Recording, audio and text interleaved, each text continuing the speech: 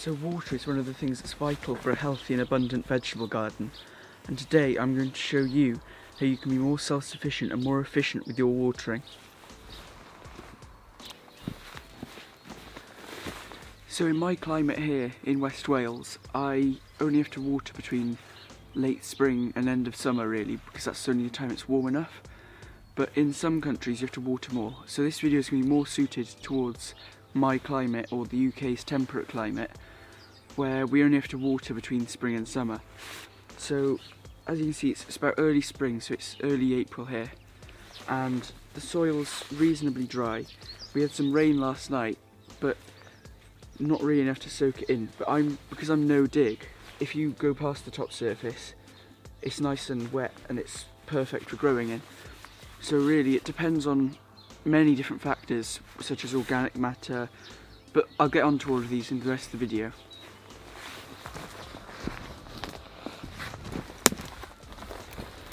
So the first way I'm going to talk about is mulching.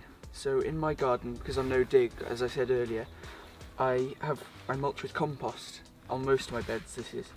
So here I've got a good layer of composted wood chips, and just generally whatever compost I have, old potting compost, I put it on here and it retains the moisture. Or you can also compost like this. Or you can have mulches like this, which is some old grass clippings, which I just put on, which you can see in my last vlog of me doing this. So these are really warm at the moment, and that's because they're breaking down, and these are a bit of a compost activator, so they get really warm when they break down. So that's why these are so warm, and it's just rain, so it's the perfect conditions for these to be warm. And they warm the soil up, because this is where I'm going to put my squash this year.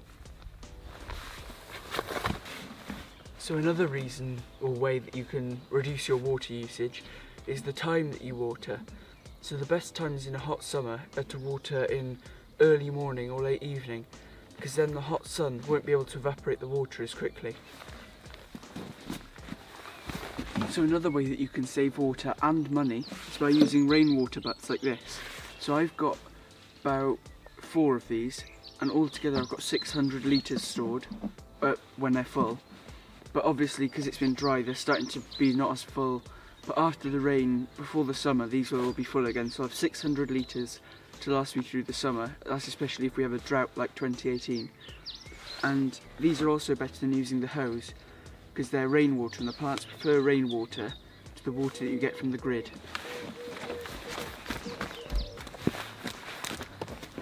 So I've already briefly touched about this, but this is organic matter. So here I've got loads of compost and again rotted wood chips that I've just got around here. And organic matter is like a sponge, so the organic matter will be able to absorb all of that water in and keep it and release it out for when plant roots need it most. So that's why I think it's really good to go no dig, or even just increase the amount of organic matter or compost that you've got in your soil. And mulches can also help this when they break down. But I also think that having just straight compost is really good, because it's the perfect balance of nitrogen and carbon to have in your soil.